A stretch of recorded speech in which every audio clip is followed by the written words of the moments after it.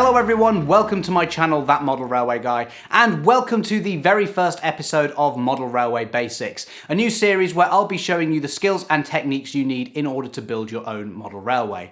Now, I'm going to say right off the bat that I am not an expert, and if you've already done a bit of railway modelling in the past, then there's not going to be any new groundbreaking techniques on show here. Instead, this is aimed more at complete beginners who have always thought about making a model railway, but just don't know where to start. Now, from the outside perspective, the techniques we use can look a little bit like witchcraft. I mean, just how exactly does a block of polystyrene end up looking like a grass-covered hill? Luckily though, when you break these down, the techniques that is, not the blocks of polystyrene, but luckily when you break these techniques down, everything is actually really quite simple. Now, over the course of this series, I'll be demonstrating a wide range of techniques on a small diorama board mostly. And the intention here isn't for you to follow along with exactly what I'm doing. It's more like I'll show you the basic technique and then you can apply that to your own layout if you choose.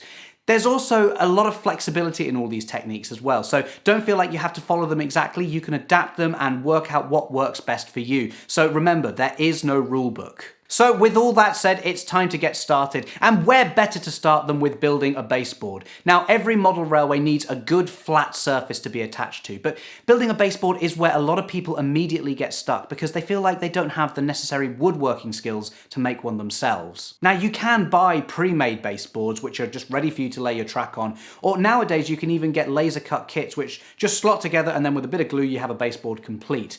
These can cost quite a lot though, so do bear that in mind if you decide to go down that route. I'm hoping though that by the end of this video you'll see just how simple it can be to make a baseboard, and maybe you'll be willing to give it a go yourself. As with everything in model railways, there is lots of different ways to build a baseboard, and I'm sure if you asked 100 different modelers you'd probably end up with 200 different results on how to do it. So I imagine there'll be people in the comments telling me that I shouldn't have done it this way. That's fine, but today we're just going to keep things nice and simple, so we're going to have a nice smooth top surface with a frame holding everything together, and that'll be absolutely fine for your first layout. You also don't need any special tools for this either. All you'll need is a saw, some PVA glue, a hammer and some tacks, and then also later on I'll be showing you an alternate way of doing things which will include using a drill. But as I say, that is optional. I will say though that if you're a kid watching this, then probably best to get your parents or guardian to help you with this one. Just better to be safe than sorry. With that said though, let's get to it.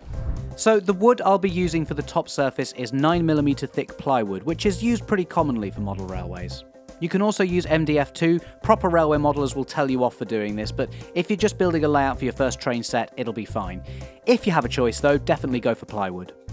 You'll also need some timber to create the frame for the baseboard. In this video, I'm using 25mm strip wood to keep my layout as light as possible. If you're building something more traditional though, I recommend going for something thicker like 2x1 battens. Either way, the techniques we'll use are the same. Now the plywood I have here is already cut to the exact size of my baseboard, and I got this done when I bought it. Many places that sell big sheets of wood like this do offer a free cutting service, so if that is an option, definitely take them up on it as they can produce a much smoother and more accurate cut. If not though, you'll have to cut the wood yourself. This isn't hard, so just mark your wood up and then cut it using a saw. Try to cut as straight as you can, and you might want to sand it afterwards just to finish it off. So on to actually making the baseboard, and first we need to cut the timber for the frames. I like to start with the two shorter sides first. We'll measure the length we need, and for me it comes out at 50cm, so I'll mark this on my timber.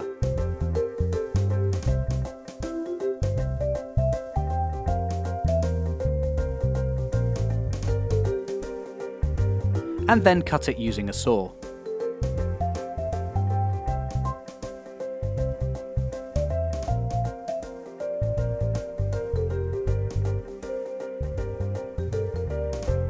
In this shot, you can see I also cut the wood for the other end at the same time, just to save myself doing it later on. To attach this to the plywood, we'll use a combination of PVA glue and tacks. First, spread a line of PVA glue all along the edge of the plywood. And then line the batten up and press it into the glue. It's likely that some of the glue will seep out of the join, so make sure you have some tissue on hand just to wipe away any excess and spread it along the join. Use some clamps to keep it still as the glue dries, and while you do this you can fine-tune the position so that it's in exactly the right place. With the clamps holding the batten in place, we'll flip the whole board over so that we can nail in our tacks. I start by nailing a tack in at the corner and then gradually work my way along, evenly spacing them as appropriate to the length of the side.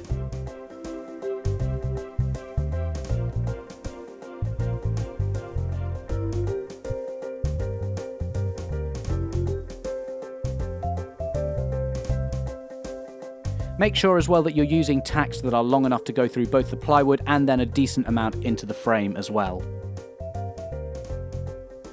With the tacks nailed in, you can remove the clamps. You can either wait for the glue to dry completely if you want to be safe, or if you're eager to keep going, the nails should hold everything in place.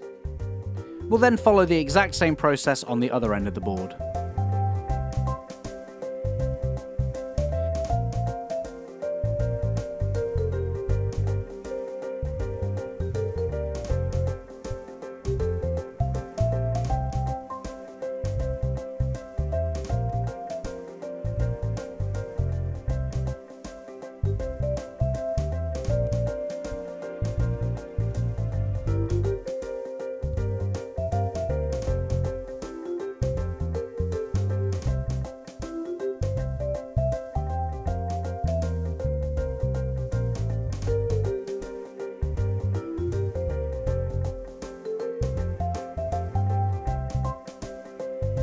With that done, the two end pieces of the frame are attached to the baseboard, so now it's time to add the longer side pieces.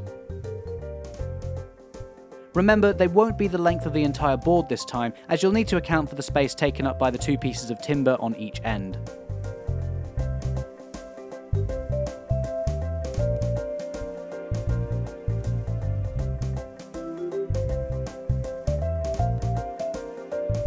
With everything measured correctly, again we'll cut the lengths of wood that we need.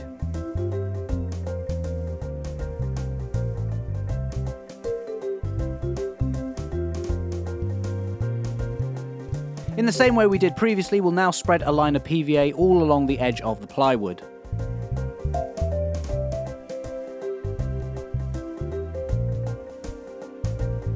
The batten slots down into the gap between the two end pieces, and if you've measured it correctly, it should be a good fit. As before, we'll clamp the pieces of wood together and then flip the entire board.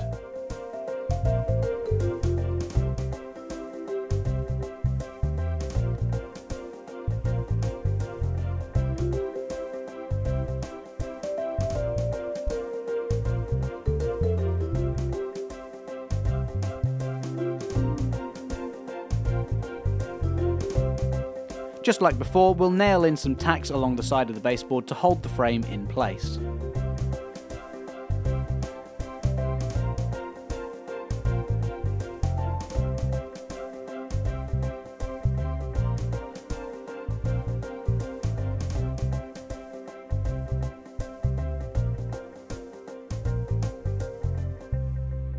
And once again, repeat that entire process for the other side.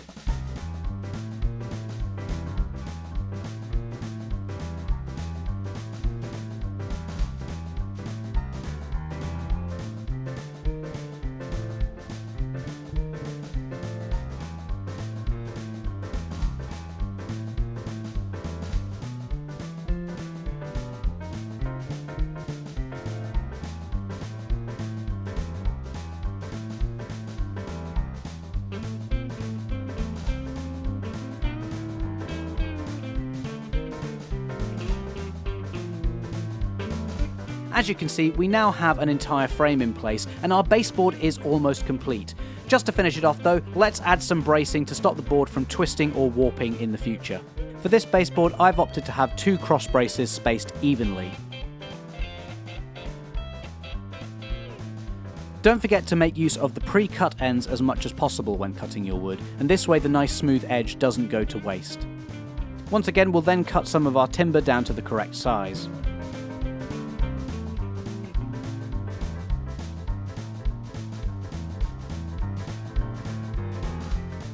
Following a similar procedure to before, lay down a line of PVA and then slot the brace into the gap between the frame. Push it down into the glue, ensuring a good fit.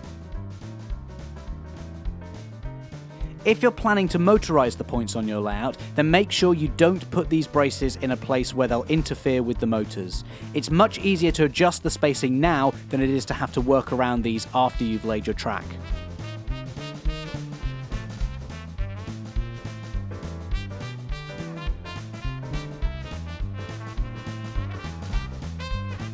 With the PVA glue dry, the two cross braces are now stuck in place, but just to be sure, let's put some tacks in again.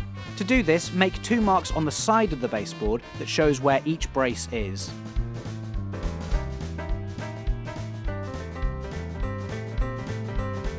We'll flip the baseboard over again, and then we can use these 2 marks on the side to draw lines on the surface that shows where the batten is underneath.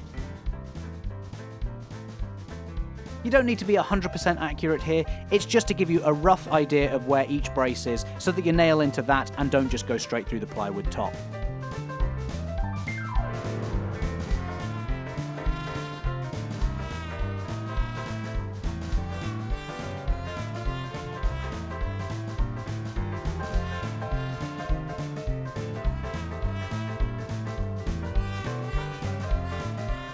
With the position marked out, it's time to nail in a few more tacks, and then we're done.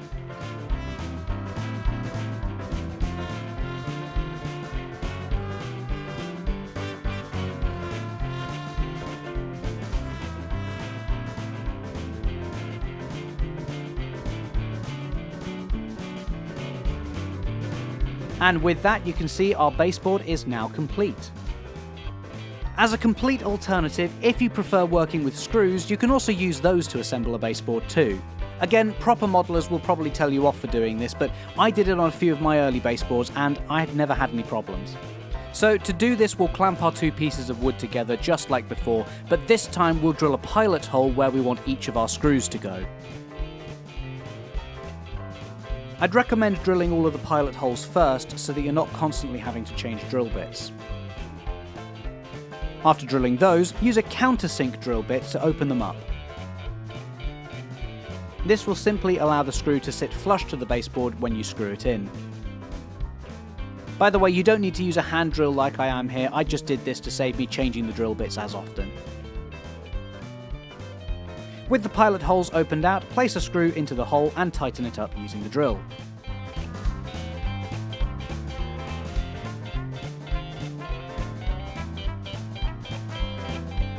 And then simply repeat this process for the rest of the baseboard.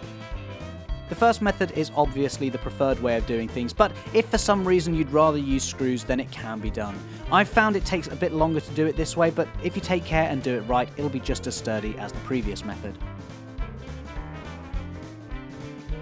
So there you have it. Making a baseboard really isn't that difficult, and even someone like me with terrible woodworking skills can still make a decent job of it. Remember, it's not an ornate piece of furniture, you just need a solid flat base, so use your common sense and you should be alright. So that's it for this first episode of Model Railway Basics, and if you haven't already, please don't forget to subscribe and hit the bell icon to get notifications. In the next episode, we'll be taking a look at laying the track, but in the meantime, thanks for watching and I'll see you in the next video. Bye!